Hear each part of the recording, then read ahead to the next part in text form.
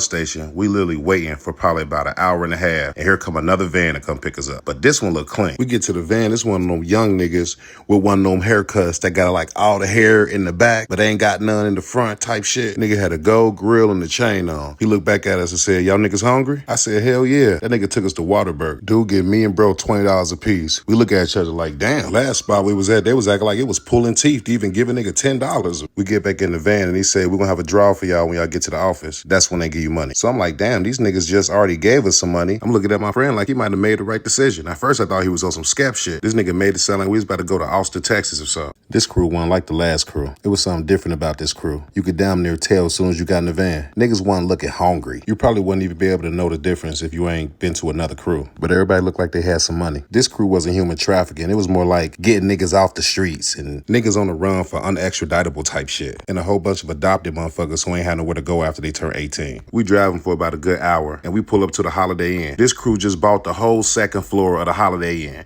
Every single door is a part of the fucking company.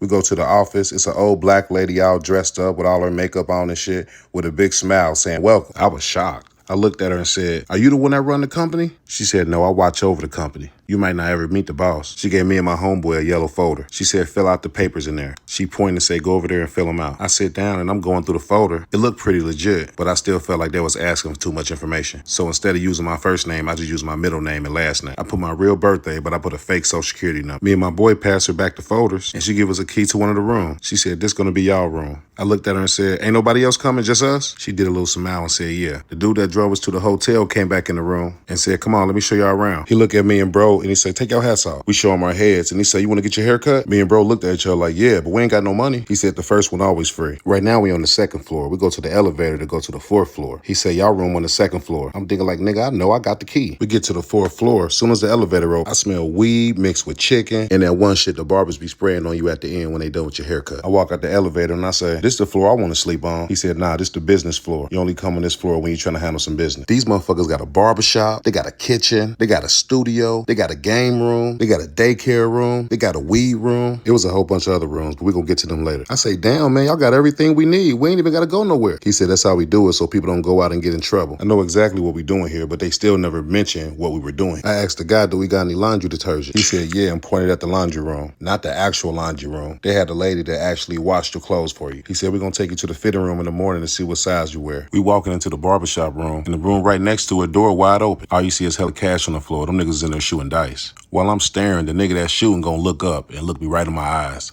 He gonna get up and then slam the door. We go into the barber room and he said, "I already know. What kind of cut y'all want?" I said, "Just give me a low tape." Bro looked at him and said, "Yeah, me too." We sat there for about an hour and a half, got our haircuts. The whole time, the nigga who drove us to the hotel still with us. This nigga talking about everything but the company. He's just talking about where he from and how he get down and all this one type shit. I'm not realizing he doing some type of gang size up. When I was 14, I got a gangster's disciple tattoo on my arm. I had it so long, I damn near forgot that I had it, and I forgot that it had symbolism. I guess dude must be from a rival gang or something, so I'm not even realizing what he talking about. I really don't give a fuck either. We leave out the barber room and I asked the driver, "What room is the food in?" I looked at him and I said, "Do we get free food for the first day too?" He laughed and said, "Hell nah, you gotta pay for that unless you want to wait for the food run van to go." They took everybody to different drive-thrus to get food if they didn't want to eat what they made in the hotel. We go into the kitchen room. It's a fat lady in there with the jiggly arms, so I know the food about to be good. It was good. We get our food and then we go to our room. The room, this motherfucker looking nice. Everything looking clean as shit. It almost make me not want to smoke in the room. I still put that towel under the door and smoked in the room. As we rolling up listening to Gucci Man, some old school nigga knock on the door. He said, "Welcome to crew, little niggas." Me and bro look at each other like, what the fuck? He said, "I want to shoot dollars?" I ain't even know how to shoot dice. I said, "Hell yeah." This nigga propped the door open, put a piece of cardboard on the floor, and got on one knee and said, "Put $1 down." My homeboy looked at him and said, "Nah, you need to put 5 down." Bro started smiling like he about to come up. I said, "Yeah, put another 5 down." 15 minutes go by, this nigga done took $300 from him. 200 for my boy and 100 for me. We both sitting over here pissed off. He picked up his cardboard and he said, "I'll see y'all in the morning." Bro standing over here walking in circles and shit. He more mad than I am about the situation. We go to sleep and we get up in the morning. These motherfuckers turned the hall inside of the Holiday Inn into a fucking big ass meeting room. It was at least 60 to 100 people in there. The last crew was on, they had like 20 people. Me and my homeboy found us somewhere to sit at, and everybody just sitting around waiting. Next thing you know, 8 o'clock hit. Yeah, they got us up at damn near 7 in the morning. Some tall black nigga with a clean ass suit with deep ass 360 waves. This nigga had them waves you see on a perm box. He walked into the room with a mini Louis Vuitton duffel bag. Everybody stood up and started clapping and cheering. Just sounded like a damn stadium. I stand stand up, I'm clapping and cheering too. I'm yelling out, yeah,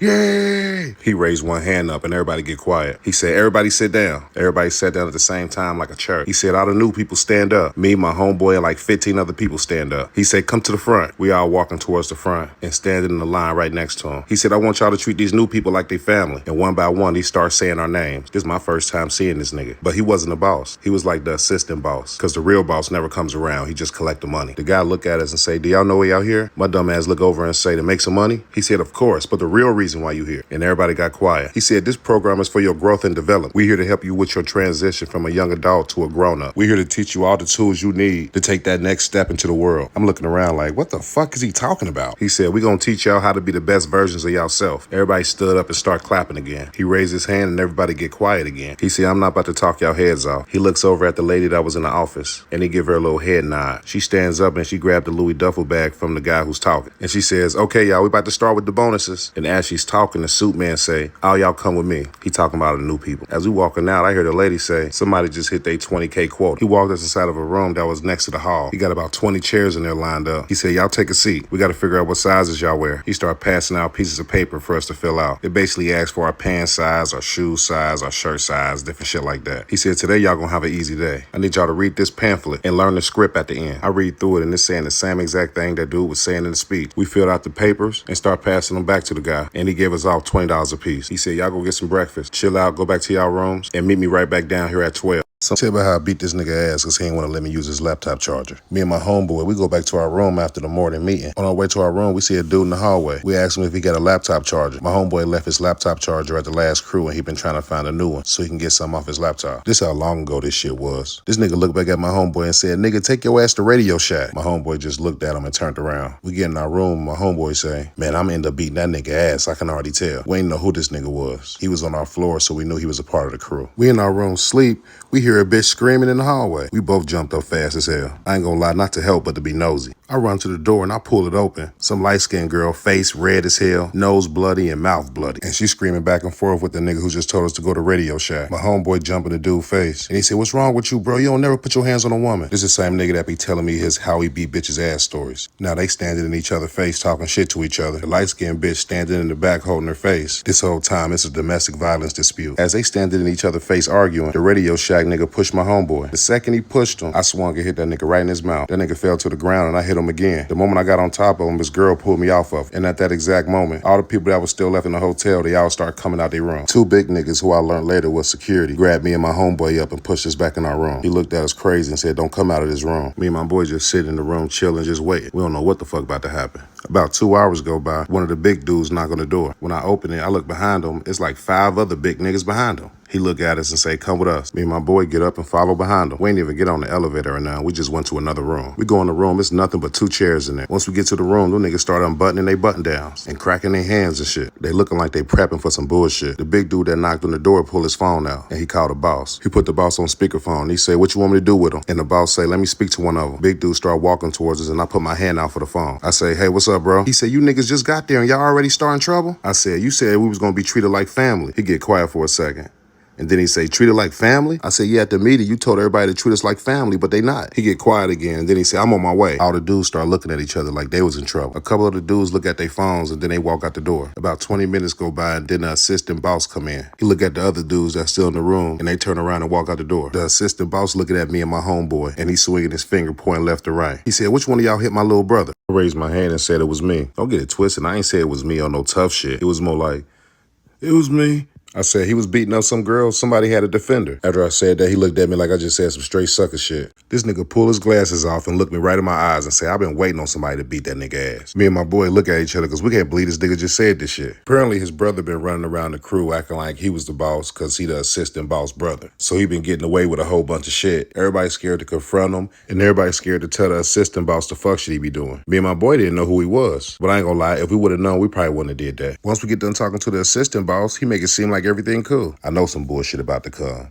I'm a bullshitting ass nigga and I can spot bullshit from a mile away. I tell my homeboy to call another crew so we can get the fuck up out of here. It took him about 3 days to find another crew. But this is what happened within them 3 days. After the whole situation, we go back to our rooms and change into the clothes they gave us for the training day. They got this Chris Brown looking motherfucker training me. He was cool, but the first thing he said when they dropped us off in the neighborhood, whatever you see out here, leave it out here. Whatever I show you, keep it between me and you. I don't know what the fuck this nigga talking about, but I say, all right. He showed me a technique that I didn't even know existed. This nigga showed me a technique that I still use to this day. For the first 30 minutes of us being out there, he didn't pick up no sales. All he did was collect people's names and their jobs. Certain names, he put a star next to them. Those are the ones he asked if he can say that they bought something from him. Most people don't mind lying and saying they bought something from you just so you can get a sale. We got to the neighborhood around 11 o'clock in the morning. We collected names for a half an hour, and the other half an hour we smoked weed. Once 12 o'clock hit, this nigga pulled some Axe body spray out his pocket. He sprayed both of us and said, let's go. We get to a door. This nigga knock on the door, and as soon as he hears somebody coming, he pulled an Axe spray out his pocket, and he sprayed it at the door. The door opened up, and it's a white lady. The first thing she say is, oh my God, you guys smell so good. Dude say, thank you. Then his whole voice entirely changed. He say some shit like, I just got done talking to Katie, the street over. You know the lady with the Dalmatian? Her face lit up. She said, oh my God, I love that dog. He said, Katie picked out 10 magazines, and then she donated them to the domestic violence shelter. This nigga opened up his pad case, and he already had hella money in there. I've been with this nigga the whole time. He ain't got no money. This nigga took all the money out of his wallet and put it in his pad case to make it look like he had sales. She asked, well, how much are they? He said, they're really cheap. Just pick out 10 of them. At this moment, she just picking out random magazines. As she doing that, all he doing is talking about Katie. He talking about how she a nurse and how she just had a baby. This nigga talking about all the shit that he was conversating with this white bitch about